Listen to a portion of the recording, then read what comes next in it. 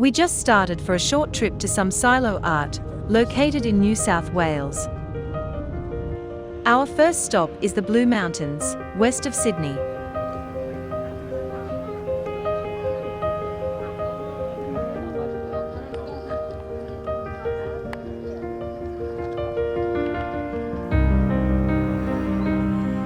The Three Sisters, an iconic formation of weathered sandstone, overlooks the Jameson Valley.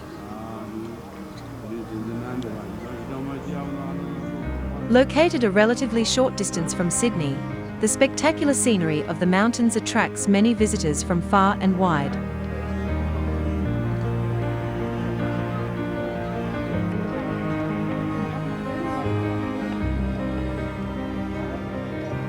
While heading to the lime kilns in Portland, we encounter some of the locals.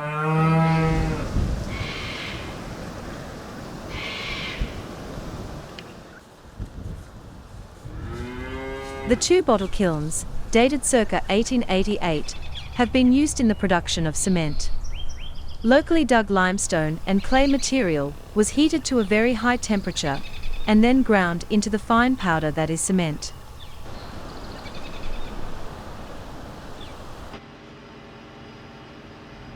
Portland, once a bustling mining town, has been struggled to regain its former economic strength since the closure of the cement works in 1991. It ceased production due to the very high cost of electricity. The disused silos with their unusual artwork have now become a major tourist attraction. Painted by Guido van Helten, there are 5 male and 1 female employees of the former plant depicted on the structure.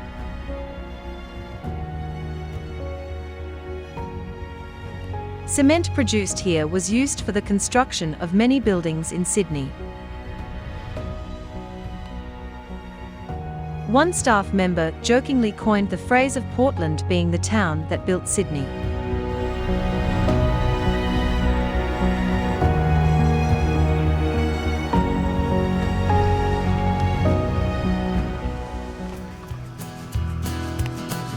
There are no wheat silos to be seen in Sofala.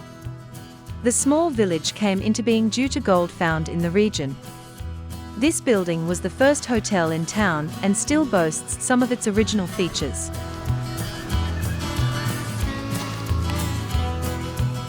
It is the oldest surviving gold rush town in Australia. 18 dwellings are still standing from the heyday of the place.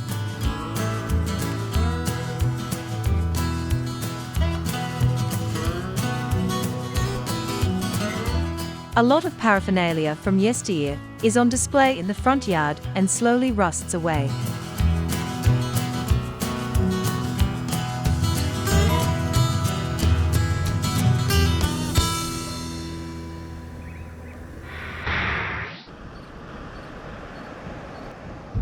Winx, a now retired thoroughbred racehorse, and its famous rider Hugh Bowman are depicted here in Danny Doo.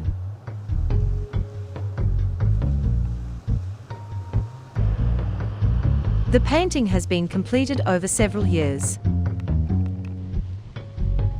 Danny Doo is the Aboriginal name for black swan, hence their picture on the silo. The likeness of the artist's son can be seen reading on the other side of the structure.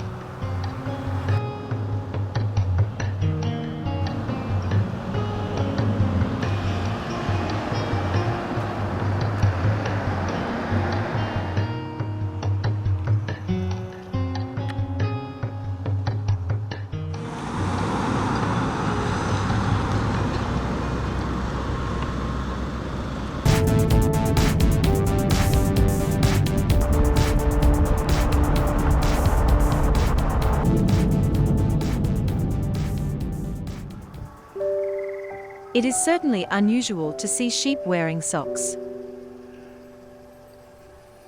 One year a sponsor of the Festival of the Fleet in Merriwa could not afford to donate money and gave red socks instead. Since then the sheep are sporting leg warmers for the parade during the festival.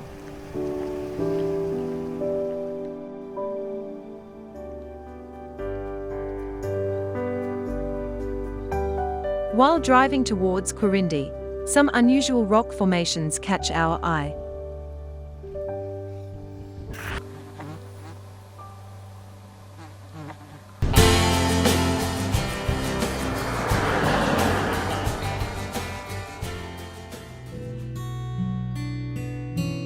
The tree goanna is the totem of the Liverpool Plains.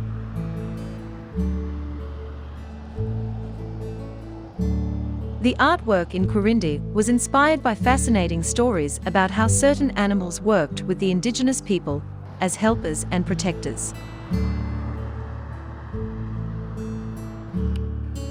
Peter Ryan, the artist, chooses to paint featureless faces.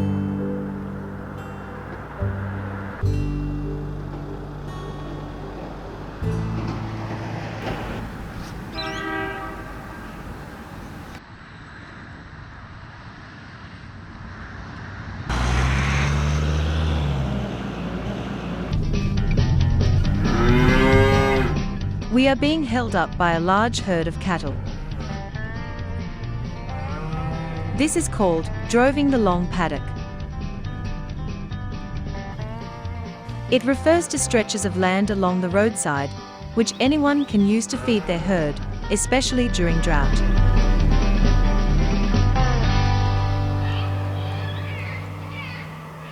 The sun is setting and we have already found a lovely spot to spend the night.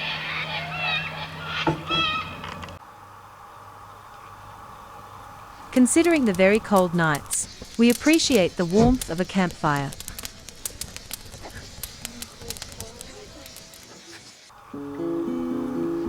A water diviner shown here in Baraba uses a V-shaped stick to search for precious groundwater.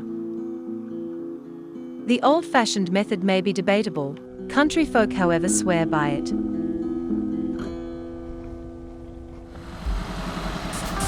Along the Cunningham Highway, we come across an unusual display.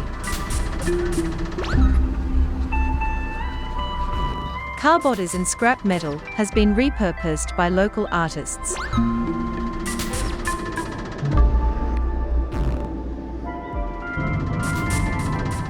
Some stone sculptures resemble the ones found on Easter Island.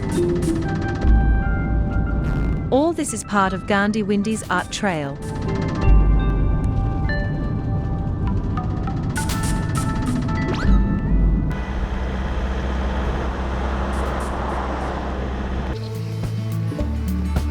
The set of 6 short and 2 tall silos, all in a row, is quite unique in Australia. 3 different artists worked on the huge artwork here in Ulaban. It is titled When the Rain Comes and was created during a severe drought. The town sits on the edge of a huge spinifex desert and water was desperately needed.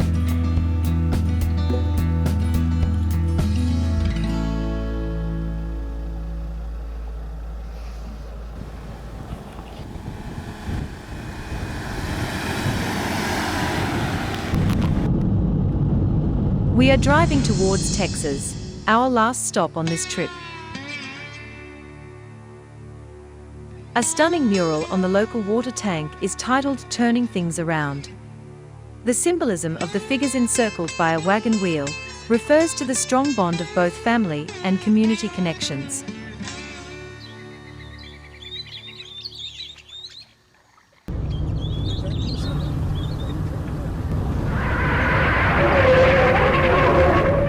On the way home at Mingoola, we had a bit of a mishap. Oh shit, mate. You're going to need a tow truck to pull you out of here. The closest one is in Tenterfield, 65 kilometres away. Hang on, I'm going to call him for you.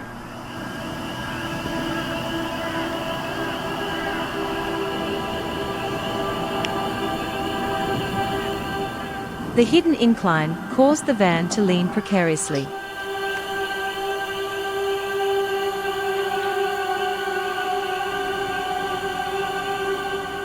After spending the night in a motel 65 kilometers away, we needed a tow truck to pull the car back onto level ground.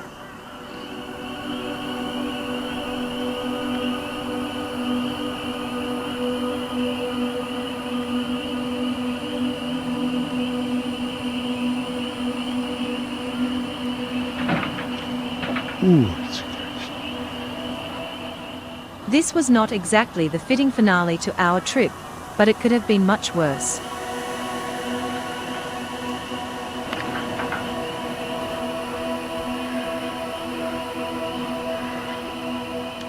A few hours later we were back on the road, continuing our drive home with no damage to the car or us.